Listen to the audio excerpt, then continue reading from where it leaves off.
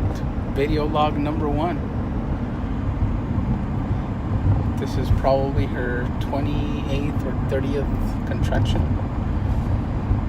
14 days early than when expected the baby was supposed to come. So, she's been timing, and so far consistent time, and we're heading to the hospital. It's okay, babies. Ow, ow, ow, ow, ow.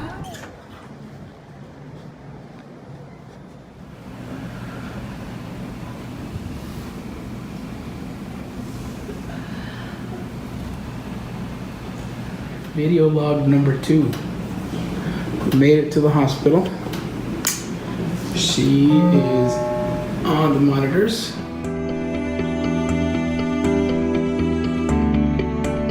Hi, my name is Jose Solis. Hi, my name is Elena Solis. So both of us grew up in a church, and we grew up in an environment where they had something called testimonies, and it was when people would stand up and kind of like give a speech about something that had happened in their life and how God had worked in their life. But under the circumstances that we have or we're going through right now, we can't do that. So we wanted to share our experience, what we went through with our baby Jeremiah. So, this is the story.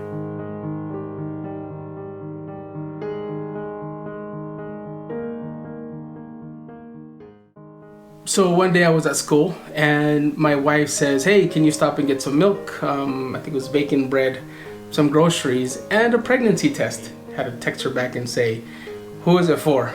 And sure enough, it was for us. And yeah, we were pregnant.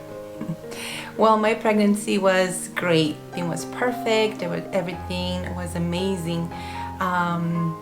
That day, I started having contractions, so we headed to the hospital. They admitted me. We went into the room. Everything was just perfect. Until all of a sudden, I see 8-10 nurses in the room, and something was wrong. Everything went from like peaceful to chaos, and we did not know what was going on.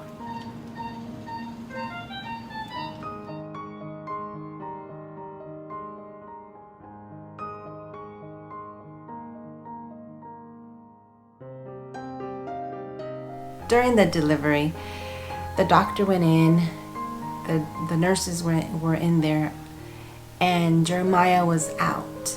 I remember the doctor placing him on my belly, and he was purple, and they moved him quickly to the incubator.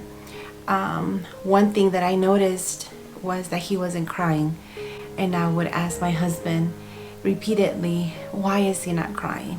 Why is he not crying?"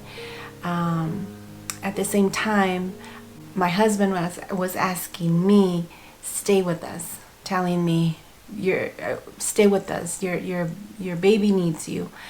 And I knew something was wrong with Jeremiah, but we just didn't know what exactly. I was in between Selene and my baby, and she kept on asking me, "Where is he? Where is he? I can't hear him. I can't hear him crying."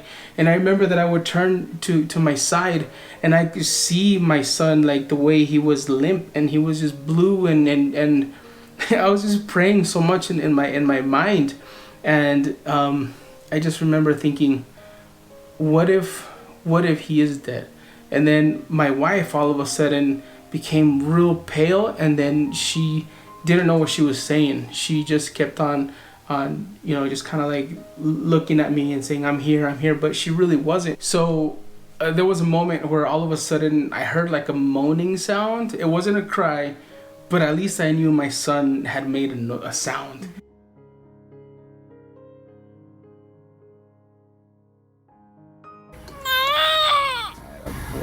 There you go, Bubba. That was a good cry. It was a good cry. They took Jeremiah to the NICU. I was able to give him a kiss. And that was the last time I saw him. It's okay. It's okay.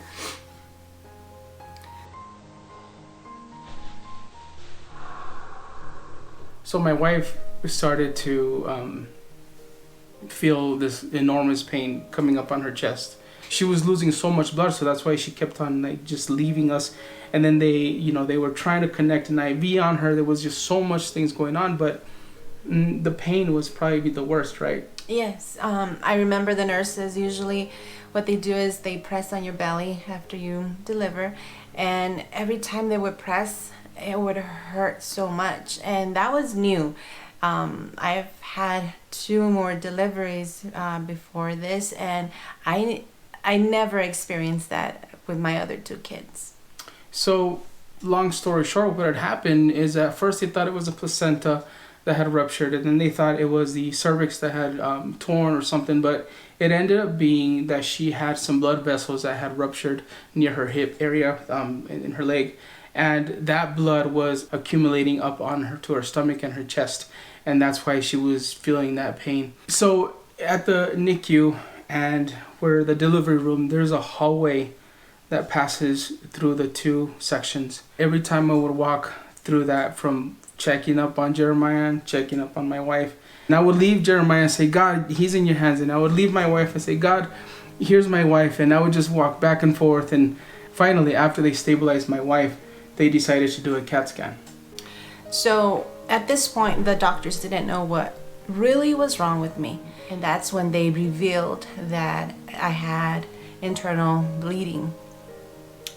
So they rushed me into the operating room. And then after the CAT scan, it was quick. It was like, let's get to the CAT scan, and then running, literally, pushing her with the bed over to the surgery. And then they separated us at that point.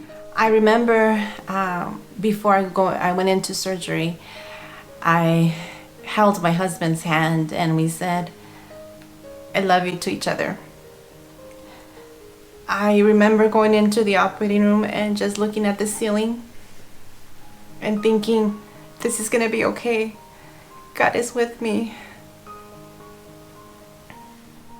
After the surgery, my doctor tells me, this is something that I've never seen. You lost a lot of blood. They had to give me 14 bags of blood transfusion. And I remember the doctors telling me, if it wasn't for your health, if it wasn't because you're so healthy, we wouldn't have this conversation. And that impacted me a lot. That impacted me because I know that God was in the middle of everything. Finally, they let her out of that room and she met Jeremiah for the first time.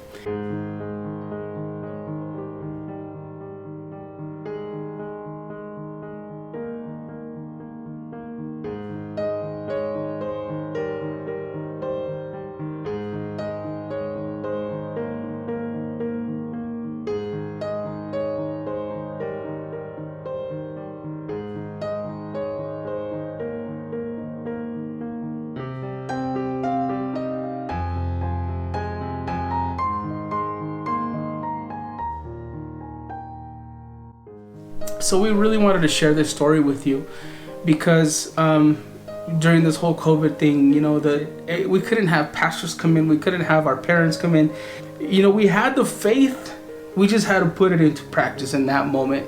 I just remember that I felt like, yes, I would call, my mother or my father and I called pastors, and it was me, my wife, my child, and God. That's all it was. That was the equation right there. And at the end, we ended up having a success story, and here we are telling it.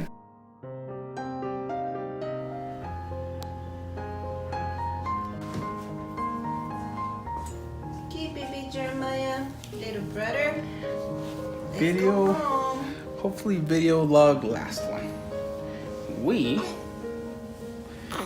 are going home. Christ.